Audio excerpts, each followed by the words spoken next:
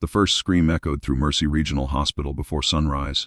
Nurses rushed toward the emergency entrance expecting another routine ambulance arrival, but instead found 3 crash victims being wheeled inside at once. Alarms rang across every corridor. Doctors shouted for blood, oxygen, and operating rooms. Amid the panic stood a quiet woman wearing a fresh nurse's badge with the name Evelyn Carter. It was her first day.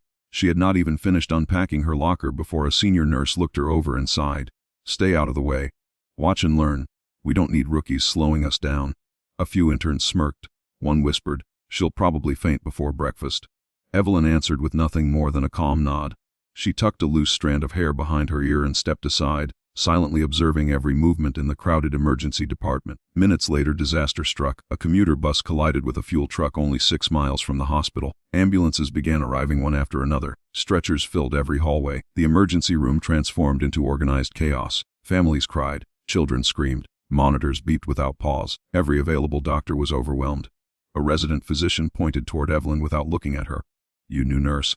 Handle paperwork until someone tells you otherwise." She accepted the clipboard without complaint, but everything changed when a paramedic burst through the doors carrying a little girl whose pulse was disappearing. "No pediatric team available," he shouted. "She's crashing." Doctors were trapped inside surgeries. No one moved. Evelyn dropped the clipboard. "Bring her here." The resident frowned. "Did you not hear me? You're not cleared for trauma." Evelyn ignored him. Her hands moved with practiced precision. She checked the child's airway, recognized hidden internal bleeding, ordered specific equipment, and directed 2 stunned nurses as though she had done it 1,000 times before. "Pressure here. Oxygen higher. Prepare blood. She's losing volume." The resident hesitated. "Who gave you authority?" Without looking up, Evelyn answered quietly. "The patient doesn't have time to wait." Within minutes, the girl's heartbeat stabilized. Silence swept across the room. Before anyone could react, another ambulance arrived carrying 4 construction workers trapped beneath collapsed steel beams. One had a punctured lung. Another was losing circulation. Evelyn crossed the room before anyone called her name. She triaged every victim in less than 60 seconds. "This one first. Chest decompression now. His airway can wait 20 seconds. That man needs immediate transfusion." Her spine stays completely still. The trauma surgeon arrived halfway through her instructions. Instead of correcting her, he froze. "Who trained you?" She simply replied, "Please save him." The surgeon followed every recommendation. All 4 survived. The whispers began spreading through the hospital. "Who is this new nurse? How does she know all this?" An hour had not yet passed. Another victim coded in radiology. A maintenance worker collapsed from cardiac arrest. A pregnant woman stopped breathing after smoke inhalation. A police officer arrived unconscious with severe blood loss. Evelyn moved from room to room with impossible calm, making split-second decisions that repeatedly pulled patients back from the edge of death. Every crisis seemed to slow down around her. She anticipated complications before machines detected them. She noticed tiny changes everyone else missed. When the hospital administrator checked the emergency board, his expression changed completely. 10 critical patients. He looked toward the exhausted physicians. How many survived? A doctor removed his gloves and stared across the room at Evelyn. All 10. The administrator blinked in disbelief. 10 lives in less than 1 hour. No one answered. They simply watched the quiet nurse washing blood from her hands, as though saving lives was the most ordinary part of her morning. Then the automatic doors opened once again. This time, every conversation stopped. A convoy of black military vehicles rolled into the hospital entrance. Armed security personnel stepped out first, scanning every direction with disciplined precision. Behind them walked an elderly man wearing civilian clothes, yet every soldier stood straighter the moment he appeared. Even before anyone recognized his face, the atmosphere changed. One Marine whispered, "That's a 4-star SEAL Admiral." Doctors instinctively stepped aside. The Admiral ignored everyone else. His eyes searched the emergency room until they landed on Evelyn. For the first time since arriving, the calm nurse looked genuinely surprised. The Admiral smiled with unmistakable pride. Then, in a voice that carried through the silent hospital, he called out only 2 words. Every head turned toward Evelyn. The nickname echoed through the emergency department like a forgotten code from another life. The doctors looked at one another in confusion. The interns who had laughed at her only an hour earlier stared in disbelief. The senior nurse who had ordered her to stay out of the way suddenly realized she had never even asked about Evelyn's past. Evelyn slowly faced the Admiral. For a brief moment, neither of them spoke. Their expressions carried years of memories that no one else could understand. Finally, she gave a respectful nod. "Good morning, Admiral." The elderly officer smiled. "I had a feeling I'd find you saving lives instead of introducing yourself." The hospital administrator hurried forward. "Sir, I'm Director Collins.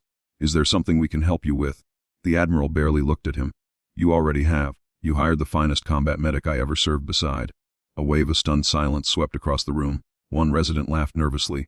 There must be some mistake. She's just a new nurse. The Admiral's smile disappeared. No mistake. He stepped closer to Evelyn. Raven 6 led medical rescue operations during missions most of you will never read about. She walked into collapsing buildings while others were running out. She treated soldiers under enemy fire and brought entire teams home alive. The resident's face turned pale. But why would someone like her work here? Evelyn answered before the Admiral could. Because people still need saving. Before anyone could respond, another explosion shook the hospital. The windows rattled violently. Dust drifted from the ceiling. An oxygen delivery truck outside had collided with another vehicle, sending debris across the ambulance entrance. Several people were injured instantly, and part of the emergency power system failed. The lights flickered. Monitors switched to battery backup. Someone shouted, "We're losing power." Another voice cried, "The ICU elevators are down." Panic spread through the hospital faster than smoke. Doctors rushed in different directions without coordination. The administrator froze. What do we do? The Admiral looked directly at Evelyn.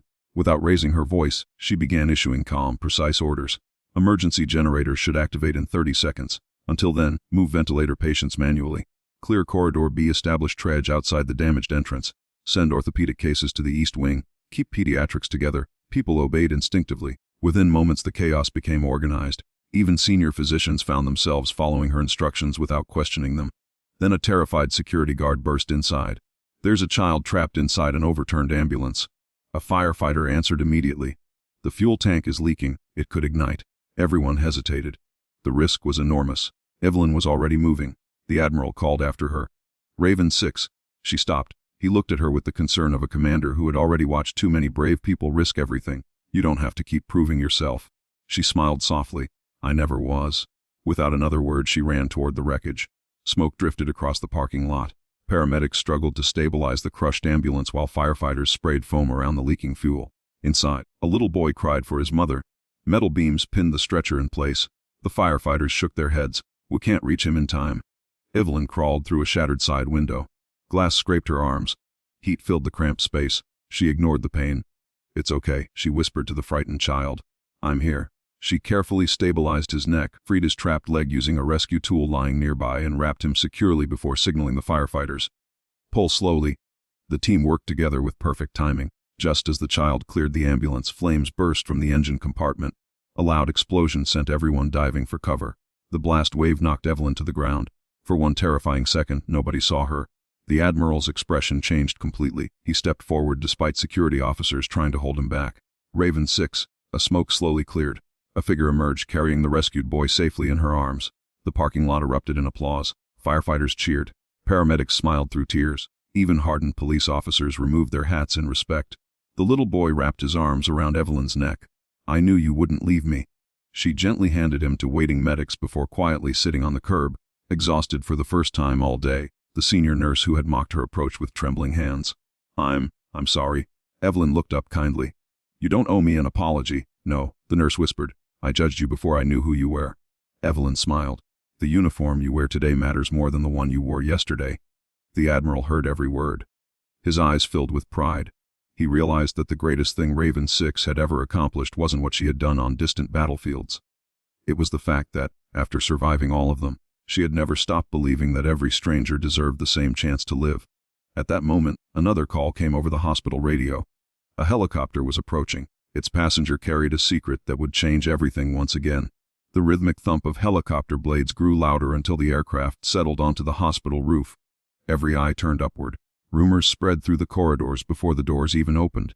Some believed another mass casualty was arriving. Others assumed a high-ranking government official had been injured. No one expected what happened next.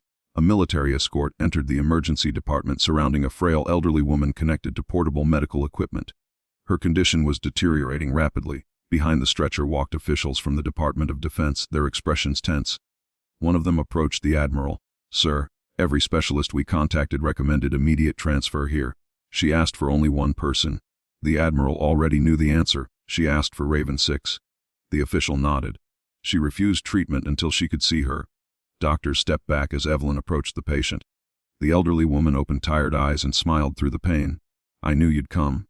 Evelyn gently took her hand. "You taught me never to leave anyone behind." The staff watched in stunned silence as they realized this woman had once been Evelyn's battlefield mentor, the combat nurse who had saved her life years earlier after an explosion during a classified humanitarian mission. Now their roles had been reversed. Tests revealed a rapidly worsening internal complication. Surgery had to begin immediately, but a violent storm had disrupted communications, delaying the arrival of a renowned specialist. The lead surgeon hesitated. This procedure is extraordinarily difficult. Evelyn studied the scans for only a few seconds. I've assisted with it before. The surgeon looked skeptical. In a civilian hospital, she quietly answered, on a military transport aircraft during a combat evacuation. There was no arrogance in her voice, only certainty. The operation began. Every member of the surgical team worked with absolute focus. Halfway through, unexpected bleeding threatened to end everything. Heart monitors sounded urgent alarms. Even experienced surgeons exchanged worried glances. Evelyn remained calm. Clamp higher. Rotate 5 degrees. There's another vessel beneath the tissue. The surgeon trusted her instinct. Seconds later, the hidden source of bleeding was found exactly where she predicted. The operating room fell silent except for the steady rhythm of the recovering heartbeat. Hours later, the doors opened. The surgery was successful, the surgeon announced. Relief swept through the hospital. Nurses embraced.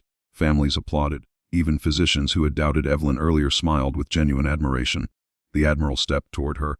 I've commanded brave people my entire life, he said. But courage isn't measured by medals. It's measured by what you do when nobody is watching. He removed a small, worn military challenge coin from his pocket. I've carried this for 20 years, waiting for the right moment. He placed it in Evelyn's hand. You earned it long ago. Today the world finally caught up. Tears filled her eyes. I never wanted recognition. I know. The Admiral replied. That's exactly why you deserve it. The news of the extraordinary day spread quickly, but the hospital refused to celebrate statistics or headlines. They remembered something far more important. 10 strangers had gone home to their families because one humble nurse chose action over attention. The resident who had mocked her approached quietly. I judged you by your badge instead of your character. Evelyn smiled. Then let today be the last day either of us makes that mistake.